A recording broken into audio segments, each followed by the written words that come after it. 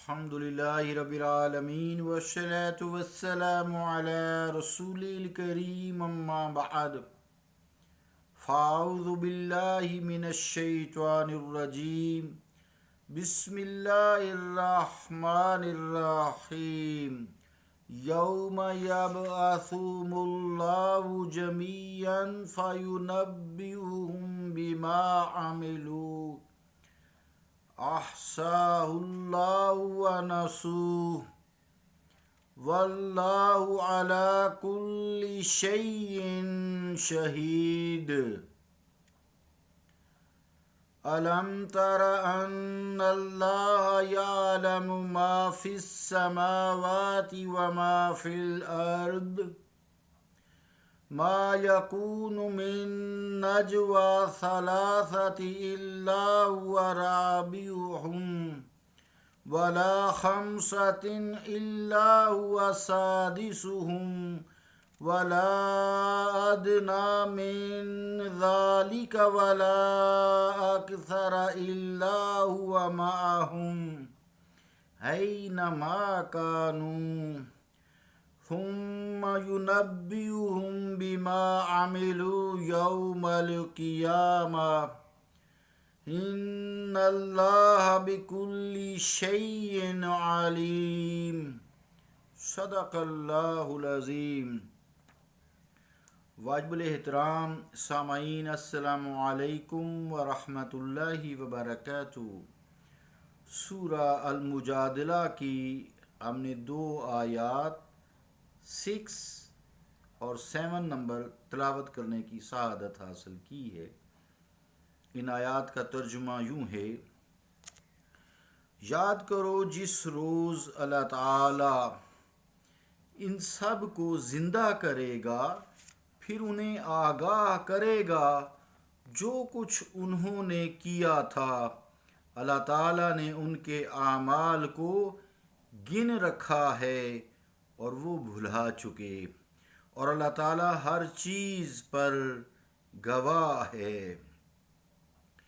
کیا تم نے نہیں دیکھا کہ یقیناً اللہ تعالیٰ جانتا ہے جو کچھ آسمانوں اور جو کچھ زمین میں ہے؟ نہیں ہوتی کوئی سرگوشی 3 آدمیوں میں مگر وہ ان کا چوتھا ہوتا ہے، اور نہ 5 میں مگر وہ ان کا چھٹا ہوتا ہے، اور نہ اس سے کم میں اور نہ زیادہ میں مگر وہ ان کے ساتھ ہوتا ہے جہاں کہیں وہ ہوں۔ پھر وہ انہیں آگاہ کرے گا جو کرتوت وہ کرتے رہے قیامت کے دن۔ بے شک اللہ تعالی ہر چیز کو خوب جاننے والا ہے۔ اللہ کا قول سچا ہے جو بڑی ہی عظمت والا ہے۔ عزیزان گرامی قدر، ان آیات میں اللہ تعالیٰ نے انسان کو آگاہ کیا ہے کہ جو تم اعمال کرتے ہو تم تو بھول جاتے ہو، لیکن اللہ تعالیٰ گواہ ہے، وہ بھولتا نہیں ہے۔ بھولنا اس کی صفت نہیں ہے، بلکہ اس کے فرشتے اس کے اذن سے ایک ایک بات تمہاری لکھ لیتے ہیں، گن گن کر لکھتے ہیں۔ کفار اور منکرین، کفار تو کفر کی وجہ سے منکرین ٹھہرے، اور مسلمان جو اس کے احکامات کی تعمیل نہیں کرتے یا انکار کرتے ہیں ان کو بھی منکرین ہی کہا جاتا ہے، مسلمان جو ہیں۔ تو اس حوالے سے یہ لفظ جو کافرین ہے، جیسا کہ پچھلے درسوں میں بھی عرض کیا گیا ہے کہ اس کے معنی وسیع ہوتے ہیں۔ ان میں جو واضح فرق کرنے والی چیز ہے وہ ایمان ہے۔ احکامات کا انکار کرنا دونوں ہی کرتے ہیں، لیکن واضح فرق کفر اور مسلمان میں ایمان کا ہے۔ کافر میں ایمان نہیں ہوتا، مسلمان میں ایمان ہوتا ہے۔ تو کافرین اور منکرین احکامات، جو لوگ اللہ تعالیٰ کے احکامات کا انکار کرتے ہیں اور ان کی پھر خلاف ورزیاں کرتے ہیں، جیسے سود کا نظام کا بھی میں نے ذکر کیا تھا شاید ان کی نظروں میں یہ غیر اہم باتیں ہوں جن کو محفوظ نہیں رکھا جاتا اور فراموش کر دیا جاتا ہے، لیکن یہ ان کی غلط فہمی ہے۔ اللہ تعالیٰ نے ان کی تمام حرکتوں کو گن گن کر محفوظ کر رکھا ہے۔ جو لوگ فراموش کر چکے ہیں وہ بھی اللہ تعالیٰ کو معلوم ہے۔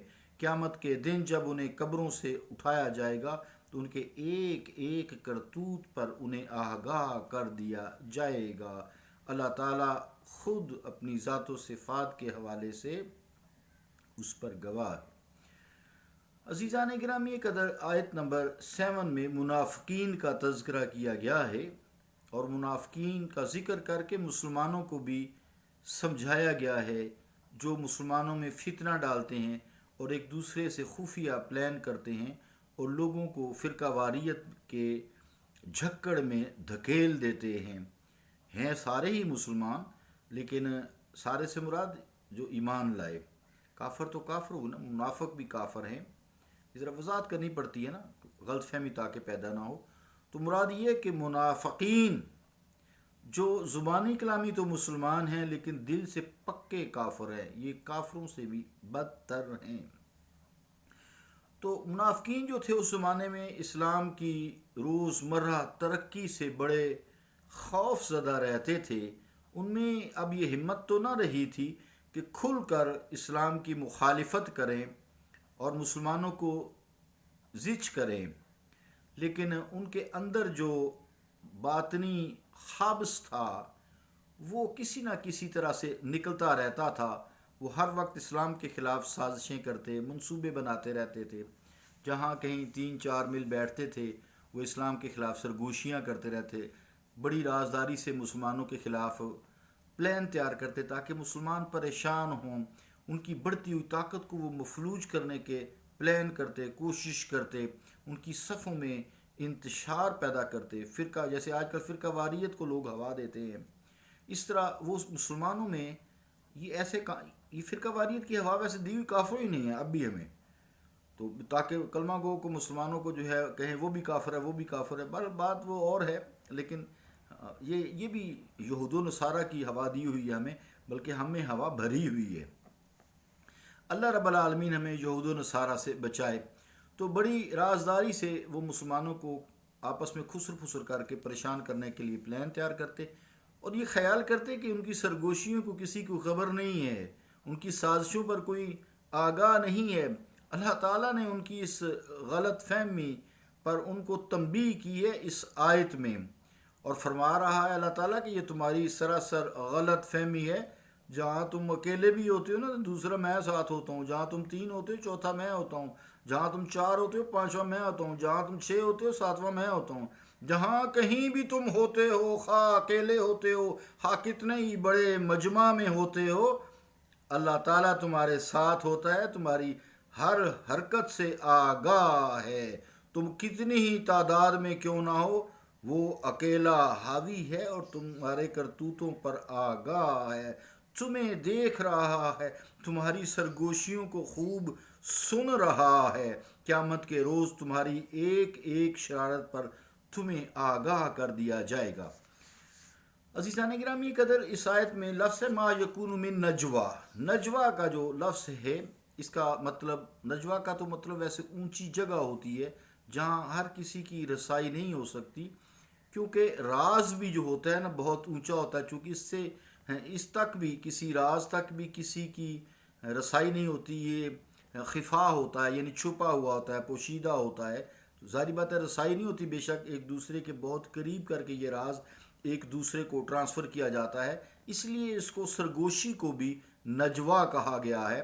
صاحب لسان العرب علامہ ابن منظور رحمۃ اللہ علیہ لکھتے ہیں کہ ان نجوا ون نجا السر ون نجوا السر بین اثنین یقال نجوۃ نجون ای ساررتہ، لسان العرب جلد 15 پیج 308۔ ترجمہ کیا کہ یعنی 2 آدمیوں کی رازداری سے بات کرنے کو نجوا کہا جاتا ہے۔